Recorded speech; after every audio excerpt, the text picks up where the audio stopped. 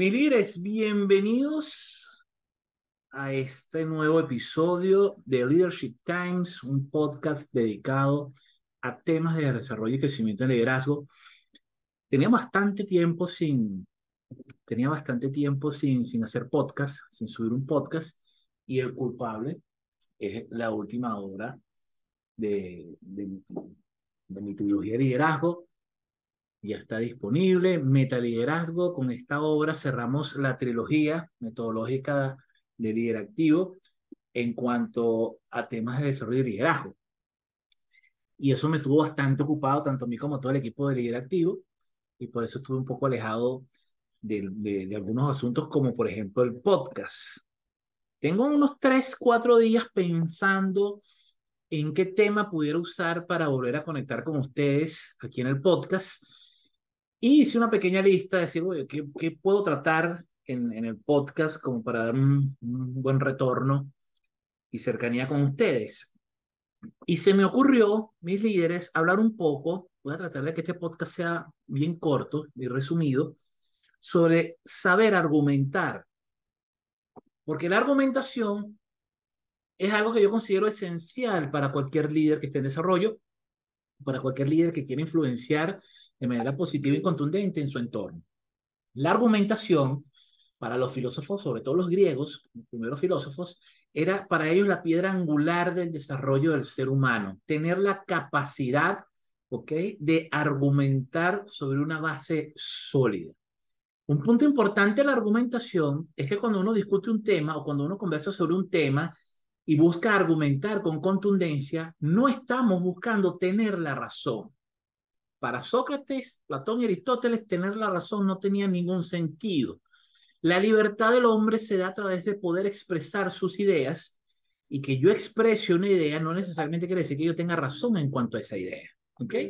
Sí me he dado cuenta que en las últimas par de décadas, sobre todo en los últimos 5 años, hemos visto cómo el incremento en las redes sociales, en muchas plataformas donde las personas pueden alzar su voz y dar su opinión, me he encontrado con unos cuantos personajes, algunos de ellos se han hecho hasta famosos, ¿ok?, que opinan sobre temas sobre los que estamos claros que no tienen ninguna pericia técnica o no tienen la suficiente, digamos, madurez o conocimientos, mas sin embargo se sienten con el derecho de dar una opinión, y no solo de dar una opinión, sino que dan una opinión como si tuvieran una autoridad sobre el tema. Lo vivimos muchísimo cuando empezó la pandemia y vimos a una cantidad de personas X hablando y dando recomendaciones sobre el COVID y cómo y qué era el mejor tratamiento. Inclusive mucha gente le decían que no se pusieran la vacuna, que sí se la pusieran. Se empezaron a dar argumentos bastante ficticios por cuestiones que veían en redes sociales, porque yo vi un TikTok de alguien que dijo esto, porque es una teoría conspirativa, y entonces empezamos a distorsionar muchísimo lo que para los filósofos es importantísimo, que es la búsqueda de la verdad. ¿Ok? ¿Y por qué me llamó la atención este tema? Porque casualmente la semana pasada fui invitado, me contactaron por redes sociales para participar en una especie de, digamos, de reunión de filósofos para hablar sobre un tema. Cuando pregunté qué tema, sobre qué tema íbamos a filosofar, dijeron que iban a tocar un tema de actualidad, pero que iba a rondar sobre el tema de la justicia. ¿Ok? Cuando a mí me dicen que vamos a filosofar sobre la justicia, se me pone la piel de gallina, porque para mí la justicia es uno de los conceptos más utópicos que tiene el ser humano. ¿Por qué, Jimmy, dices eso? ¿No crees en la justicia? Sí creo en la justicia, pero entiendo lo difícil que es para el ser humano ser justo. ¿Ok? Porque la justicia siempre va a depender de un veredicto, y ese veredicto generalmente lo da una persona. Y si es un ser humano, si es una persona, por supuesto que no podemos esperar que sea 100% objetivo al momento de emitir su veredicto. ¿Ok? Entonces es cuando la justicia tiene un componente demasiado humano, ¿ok? Y depender de la decisión o del criterio de una sola persona torna la situación un poco complicada, ¿ok?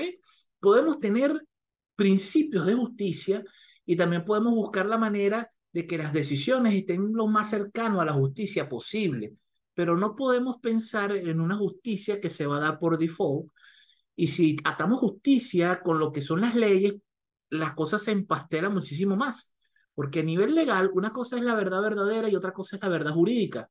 La verdad jurídica se sustenta en pruebas y todos ahorita sabemos lo que puede pasar una prueba que te puede decir que eres culpable por pruebas circunstanciales, ¿ok? Entonces, me embarco en la aventura de ese reto filosófico para hablar sobre la justicia y el tema de interés del que iban a tratar, ¿ok? Desde el enfoque de la justicia, era el tema del submarino Titán, ¿ok? Y yo dije, bueno, esto va a estar bastante álgido, ¿ok? Porque es un tema que ya yo he visto algunos opinadores de oficio hablando sobre el tema. Pero me di la oportunidad y dije, oye, va a ser interesante ver las argumentaciones de este grupo de filósofos modernos, ¿ok? En relación al tema. Cuando entro, se empieza la gente a identificar, yo soy fulanito de tal y soy Perencejo, y me impresionó un poco también de que no solamente se identificaba con su nombre, apellido, profesión, lo que hacían, sino que también se identificaban con una escuela filosófica, cosa que me pareció bastante interesante. Pero entonces cuando le dan la palabra al que yo entendiera como el jefe, como la persona que más sabía, la persona o el filósofo con más autoridad en el caso, de una vez lanza una máxima, no la puedo parafrasear al 100%, pero sí fue algo que me llamó poderosamente la atención, y es que comenzó su argumentación emitiendo emitiendo juicios de valor sobre lo injusto que era la desproporción que hubo en cuanto a recursos, ¿ok? Para rescatar el submarino, sabiendo que el submarino, si tenía alguna falla y falló el submarino, la probabilidad de conseguir gente con vida ahí era prácticamente nula, en comparación a otro suceso que ocurrió, que fue la tragedia, ¿ok? Del barco del naufragio que fue por Grecia, estoy leyendo aquí la noticia, ¿ok? Y cómo hubo una desproporción entre la cantidad de dinero invertido para rescatar a estos millonarios, e inclusive usando epítetos como que se lo merecían, porque qué idiotas que gastaran tanto dinero para bajar un submarino, y que cómo era posible que invirtiesen más recursos en tratar de rescatar a los millonarios de manera despectiva, ¿ok? En lugar de y dar más recursos para rescatar el barco en Grecia, que tenía muchísimas más vidas, ¿ok? Y por ende, si aquí hay más vidas y aquí hay menos vidas, estas más vidas son más valiosas, según él, ¿ok? Y eso es todo lo que comentaré sobre esa discusión filosófica. Además está decirle que creo que al final se arrepintieron de haberme invitado, porque más allá de yo argumentar algo, me metí en una especie de papel de coach y empecé a preguntar para entender, porque parte de la argumentación pasa por entender el contexto y la situación. Y una de las preguntas que yo le hacía al grupo era, ¿qué base están tomando para hacer una comparación? Porque cuando yo voy a argumentar sobre la base de una comparativa, ok, de comparar una cosa con otra, me voy a los conceptos de matemática que me acuerdo yo que me enseñaban mis profesores de primaria, de que usted no puede sumar peras con manzanas, ok. Si vamos a hacer un comparativo, tiene que ser sobre una base de algo que sea comparable. Yo les decía que no podemos decir, o sería demasiado pobre de espíritu, hacer una argumentación diciendo que es injusto, por poner un ejemplo, de que en el rescate del Titán se hayan invertido 5 millones de dólares, no sé cuánto se invirtió, estoy poniendo un ejemplo, y en el caso del naufragio en Grecia se haya invertido 100.000 dólares, ¿ok? Porque en valores absolutos pareciera que efectivamente aquí hay más dinero invertido y aquí hay menos. O pongamos el caso de que hayan invertido 5 millones de dólares en las acciones de rescate del submarino y hayan invertido igual cantidad de 5 millones en la búsqueda del barco, pero si lo vemos en términos relativos de cuánto están invirtiendo por persona, diríamos que en el submarino están invirtiendo 1 millón de dólares por cada persona a rescatar, por cada millonario, y en cambio en el barco, si lo dividimos entre la cantidad de personas, que creo que eran más, no tengo el dato, vamos a decir, lo tenemos por aquí, bueno, que eso es irrelevante. Serían muchísimas más personas si lo divide, entonces diría, estamos invirtiendo mucho más dinero en las personas del barco que en los millonarios. Y una de las maneras en la cual interpretaban esta situación es que, bueno, es que como son pobres, como son personas afrodescendientes, la mayoría, como son personas indocumentadas, pues tienen mucho menos valor y por eso invertimos menos en eso. A mí me parece ese análisis bastante simplista y hacerlo también habla mucho de mi capacidad de persona para argumentar y para hacer, digamos, uso de mi capacidad cognitiva para poder opinar. ¿Por qué digo esto, mis líderes? Porque hay temas que son sensibles, hay temas que son delicados y generalmente siempre hay muchísimas aristas que hay que considerar al momento de emitir una opinión o de argumentar algo o de dar un argumento. Ese argumento, desde el enfoque de nosotros como líderes, tiene que ser un argumento bastante sólido. Que como les dije al principio, que mi opinión o que mi argumentación sea sólida no quiere decir que yo tenga la razón. Pero sí cuando expreso mi opinión tiene que tener un sustento lógico. Y hay muchas aristas que aquí podemos traer a discusión. Pero, por ejemplo, yo les comentaba, yo trabajo con personas de muy buen recurso, con empresarios que tienen empresas transnacionales, y realmente cuando tú ves cómo esas personas se protegen o se cuidan, te das cuenta que, por ejemplo, a nivel de seguros, las personas con muchísimo poder adquisitivo tienen seguro para prácticamente todo. Inclusive me hizo acordar de una vez que ocurrió un caso, no igual a este, pero sí hace unos años, hubo dos casos de secuestros muy sonados, ¿ok? En el cual habían secuestrado a una persona de muchos recursos económicos, un millonario, y había secuestrado a una niña aparentemente de escasos recursos económicos. Resulta que la persona al millonario, por supuesto, hubo un despliegue bastante importante y lograron dar con la persona en cuestión de 3, 4 días. En cambio, la niñita no la consiguieron sino mucho tiempo después y la consiguieron sin vida, lamentablemente. Y se dio este mismo debate de por qué invertimos muchísimo más dinero en un rico para buscarlo, bien sea que tenga un accidente o que bien sea que esté secuestrado, y hacemos exactamente lo contrario cuando es una persona pobre. Y aquí, mis líderes, hay mucha tela que cortar y no me gusta la argumentación simplista. Pero cuando tú tratas de ahondar en cuáles son las circunstancias, por supuesto que hay circunstancias que vamos a denominar injustas, ¿ok? Que quizás los estados o los gobiernos que tienen que tomar la decisión de ir al rescate, puede ser que si la persona tenga poder, inviertan un poco más de recursos, pero para eso ser comparable, tendría que el suceso darse en un mismo país. Por ejemplo, si el suceso del Titanic y el suceso del barco hubiesen sido en las costas de Estados Unidos y vemos que hay un despliegue desproporcionado de la Marina estadounidense para buscar el diccionario y vemos una lanchita pequeñita del Estado buscando el barco, ahí sí pudiéramos hablar de un acto de injusticia. Pero los dos naufragios, los dos accidentes ocurrieron en distintas zonas y fueron gobiernos distintos los que operaron para hacer el rescate.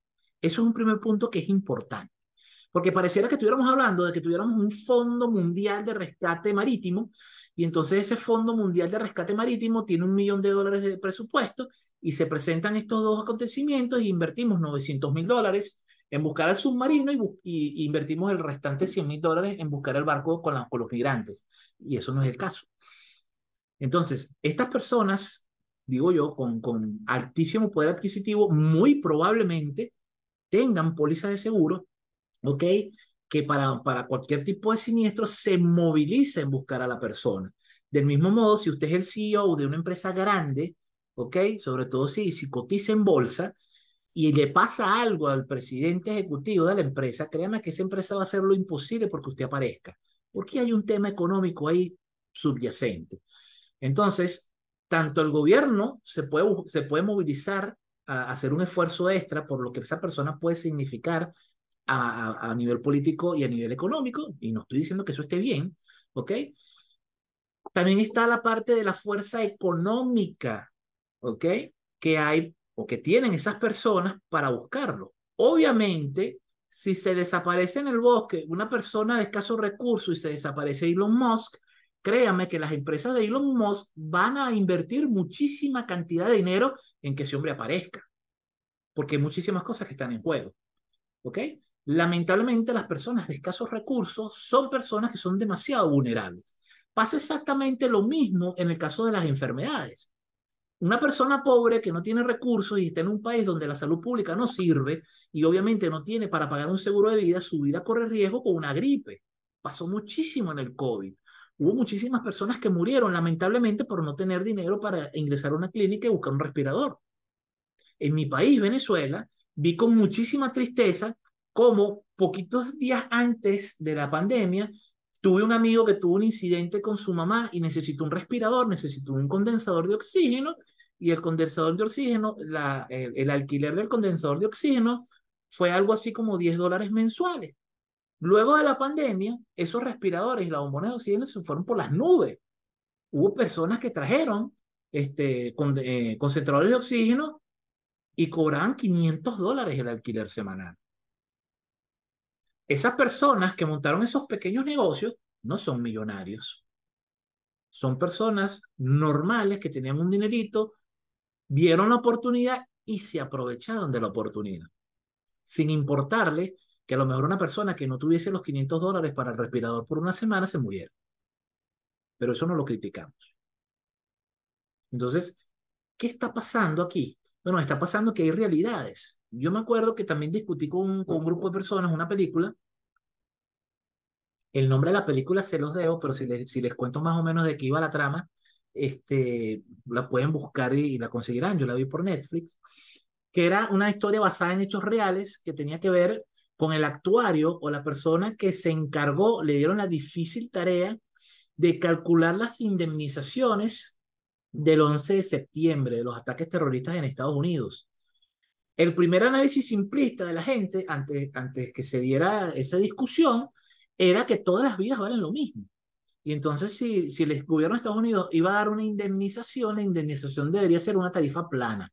Todo el que murió, todos los familiares de los afectados, de los muertos en el atentado terrorista del 11 de septiembre, iban a recibir una misma indemnización. Después eso quedó descartado y es cuando contratan a esta persona para que calculara el valor de cada una de las personas que murieron en el ataque terrorista del 11 de septiembre. Y se dio también esta discusión simplista de que toda vida humana vale lo mismo. Si lo vemos desde el punto de vista espiritual, por supuesto que toda vida es valiosa, no importa que usted sea un médico cirujano, que usted sea un delincuente. A nivel espiritual, pudiéramos decir que toda vida es valiosa y que toda vida vale lo mismo. Pero cuando hablamos en términos sociales, mis líderes, la cosa cambia. Todos los miembros de una sociedad tienen un valor intrínseco y ese valor no es igual a uno, ese valor no es igual para todo el mundo. Hay ciudadanos que son más valiosos para la sociedad y hay ciudadanos que no son tan valiosos para la sociedad.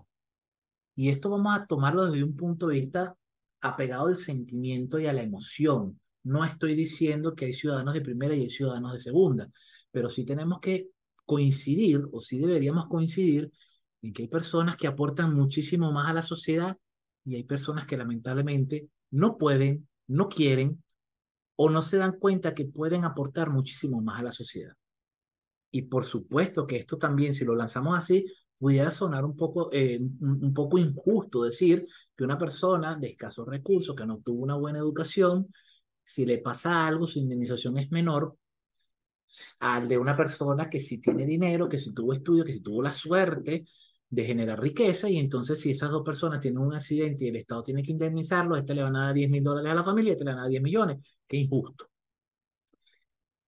La argumentación la voy a dejar hasta aquí, desde ese caso de las indemnizaciones por el 11 de septiembre, para que vayan a ver la película, se los recomiendo, búsquenla, y es una película que hay que verla con un sentido crítico más que un sentido emocional, ¿ok? Ese señor tuvo N cantidad de conflictos, ataques, la gente lo detestó porque les parecía injusto, y eso es uno de los temas de por qué no todo el mundo llega a niveles de liderazgo, porque hay algo que marca muchísimo a los líderes y es la posibilidad, la necesidad de tener que tomar decisiones difíciles que nadie quiere tomar. Yo particularmente cuando dirigí empresas, me tocó tomar una serie de decisiones totalmente difíciles que nadie en la organización las quiso tomar, y al yo tomarlas tuve que pagar el precio de tomar decisiones impopulares. Lo paradójico del asunto es que un par de esas decisiones las tomé de alguna manera por presiones que habían de los empleados de que teníamos que tomar ese tipo de decisiones, pero una vez que la decisión se tomó, la gente que apoyó o que pidió o que solicitó a gritos que esas decisiones se tomaran, luego dieron un paso atrás y dicen, ay, qué riñones, ¿por qué tomaste esa decisión? Pobrecito fulanito, pobrecito carencia. La vida del líder no es nada fácil. A veces nos toca tomar decisiones sumamente complicadas, decisiones horribles, que nadie quisiera tomar, pero llega el momento que alguien tiene que tomar decisiones difíciles. El mundo, como lo vemos ahorita, mis líderes, parece un caos, es un torbellino. Y ese torbellino se debe a que nos están dirigiendo muchos líderes que no toman decisiones correctas, sino que toman decisiones populares. Antes de tomar una decisión primordial para la sociedad, ven las encuestas y buscan cuál es la política que mejor va a aceptar la población en lugar de buscar hacer lo que sea mejor a largo plazo para la población. Lamentablemente ese virus ya está infectando a las organizaciones y he visto muchos CEOs que saben cuál es la decisión correcta que tienen que tomar para garantizar que la empresa pueda seguir creciendo y que pueda seguir manteniéndose y están cometiendo el fatal error de tomar decisiones populares. Quiero dejar esto hasta aquí, mis líderes, porque me gustaría un poco de su interacción y de hacer preguntas y puedo hacer un segundo capítulo del podcast solamente respondiendo a las preguntas que ustedes tengan en relación a este tema de la argumentación. ¿Okay? Dejé muchos temas así en el aire para invitarlos a ustedes a sentarse con un cafecito a pensar qué haría yo en esa situación para poder hacer conciencia de si mis decisiones están siendo tomadas de manera correcta, basadas en la razón o basadas simplemente en una emocionalidad. Por ahí hay una máxima que dice, no tomes decisiones permanentes basados en una emoción temporal. Nos vemos en un próximo capítulo, mi líder. Gracias por acompañarme.